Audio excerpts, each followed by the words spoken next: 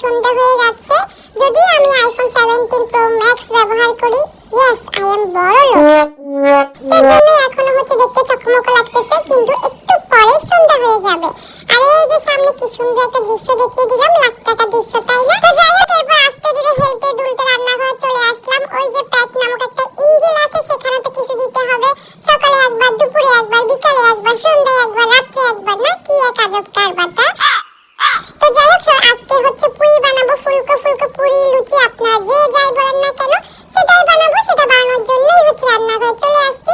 তো এই তো আমি যেহেতু একা, প্রথমে একটু বেলে নিব কয়েকটা, তারপর ভেজে নিব। আর কিভাবে ভাজবো সেটা আপনাদেরকে শিখাবো। অনেক ফানি ব্যাপার, তাই না? তো যাই হোক, আমি মজা করলাম। আমি বিকাল নাস্তা বানানোর জন্য বা সন্ধ্যা নাস্তা বানানোর জন্য রান্নাঘরে চলে আসছি। বিকাল তো অলরেডি শেষই হয়ে গেছে, এখন সন্ধ্যায়। তো যাই হোক, এই তো পুরিগুলো আমি প্রথমে বেলে নিয়েছি, আর এখন ভেজে নিচ্ছি। দেখুন কত সুন্দর সুন্দর ফুলকো ফুলকো লুচি, দেখতে কিন্তু সেই লাগতেছে। তো যাই হোক, এই তো এখানে আমি একে একে করে লুচিগুলো ভেজে নিচ্ছি। যদিও এক চুলার মধ্যে লুচি, আর এক চুলা চিকেন ফ্রাই করবো ভাবছিলাম, কিন্তু তেল বেশি লাগবে চিন্তা ভাবনা করে প্রথমে চিন্তা করলাম আগে লুচিগুলো ভেজে নিই, তারপর যখন লুচি ভাজা শেষ হয়ে যাবে ওই তেলেই চিকেন ফ্রাই করবো। আমার বাসায় ছোটখাটো একটা বিড়াল আছে, সেই বিড়ালের চিকেন ফ্রাই ছাড়া চলেই না, চিকেন ছাড়া চলেই না। চিকেনের জন্য কেন যেন সে এত বেশি পাগল। নরমালি ক্যাটরা তো দেখা যায় চিকেন আর ফিশ দুইটা অনেক বেশি পছন্দ করে, বাট আমার বাসায় যে ক্যাটটা আছে সেই ক্যাটটা আবার ফিশ একেবারে পছন্দ করে না, তার চিকেন ফ্রাই বা চিকেন অনেক বেশি পছন্দ। তো সেই জন্য আমি সবসময় টুকটাক আমার ফ্রিজে একটা গুট্টা মারা ফ্রিজ আছে, সেই ফ্রিজে সবসময় চিকেন রাখার চেষ্টা করি। তারই ধারাবাহিকতায় আমি কিছু চিকেন ম্যারিনেট করে একেবারে ফ্রিজে রেখে দিই। সেই বিড়াল যখন কান্নাকাটি করে কেউ মেউ করে, তখন সেখান থেকে চিকেন 2 পিস, 1 পিস, 3 পিস করে বের করে আর কাজ কারবার চালিয়ে দিই।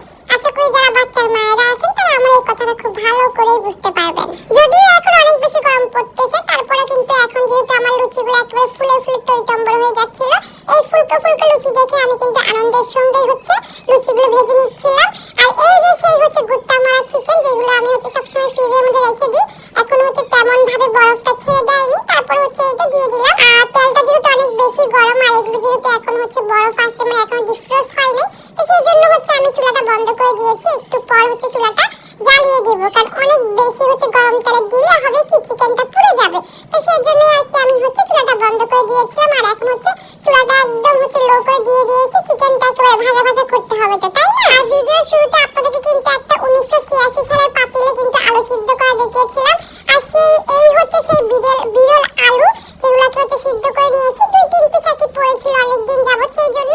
আর লুচি বানিয়েছি আর চিকেন ফ্রাই করেছি। আমরা কিন্তু বাসায় মানুষ 2-3 জন, তো এইটা আমাদের জন্য একেবারে হয়ে যাবে, একেবারে বেশি হয়ে যাবে। তো যাই হোক, সন্ধ্যার সময় নাস্তা করে নিয়েছিলাম, তারপর তো চা বানিয়েছিলাম। চা ছাড়া কিন্তু আমাদের বাসায় একেবারে চলে না। তো যাই হোক, খাওয়া দাওয়া করার পর আমার বাসায় যে ছোট একটা বিড়াল আছে, সেই বিড়ালকে কিছুক্ষণ পড়াশোনা করিয়েছিলাম। তারপর আমার বাসায় এক বিশাল বড় শত্রু আছে, সে বিছানায় ডলাডলি ঘষাঘষি করে করে রাতের 9টা নাকি 8:30 বাজে যেন সে গিয়েছে বাজারে মাছ কেনার জন্য। বিশ্বাস হয়? তো যাই সেই বেটা রাতের 10টা বাজে মাছ কিনে নিয়ে বাসায় চলে আসছে। আমিও কতক্ষণ কোটাকুটি লাফালাফি চিল্লাচিল্লি করে মাছ ধুইতে রান্নাঘরে চলে এসেছি। প্রথমে যে কিছু চিংড়ি মাছ দেখেছেন, একটা লোক কেটে নিচ্ছিল, সে কিন্তু আর কেউ নয়, ওই যে আমার হাজবেন্ড নামক একটা বিরল প্রাণী আছে। সে রাত যেহেতু অনেক হয়ে গেছে, আমি যারা একলা সবকিছু করবো না, তাকে কিছু চিংড়ি মাছ কাটতে বসিয়ে দিয়েছি। আর আমি মাছগুলো গোছানোর জন্য রান্নাঘরে চলে এসেছি। আর মাছ দেখে প্লিজ কেউ নাক ছিটকাবেন না, মাছ পরিষ্কার হয় নাই, এই হয় নাই, সে হয় নাই। কারণ গিয়ে মাছগুলো জাস্ট আমি কোনো রকম ধুয়ে ফ্রিজে রেখে দিচ্ছি।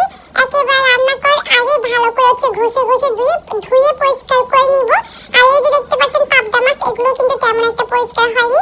আমি জাস্ট হালকা পাতলা করে ধুয়ে পেটের ময়লাগুলো বের করে দিয়ে ভালো করে ধুয়ে আমি এখন ফ্রিজে রেখে দিব। অলরেডি যেহেতু অনেক বেশি রাত হয়ে গেছে, প্রায় রাতে 11টা বেজে যাচ্ছে সেই সময়, তো সেই জন্য মাছটা আমি অত বেশি পরিষ্কার করিনি।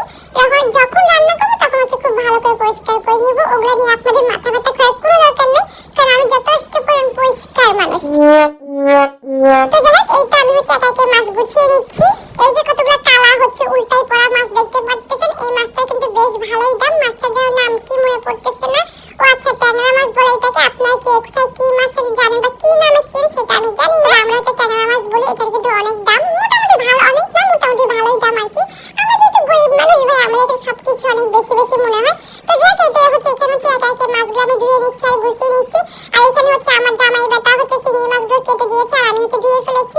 আস্তে আস্তে সব কিছু হচ্ছে গুছিয়ে নিয়েছি। রাত কিন্তু এখন অনেক হয়ে গেছে। আপনাদের কাছে এখানে হয়তো মাছ অনেক কম লাগতে পারে, কিন্তু এটা রান্না করলে আমার বাসায় আসলে খাওয়ার মানুষের অভাব কারণ আমরা হচ্ছে মানুষ মাত্র হচ্ছে 2 জন, বাচ্চা সহ 3 জন।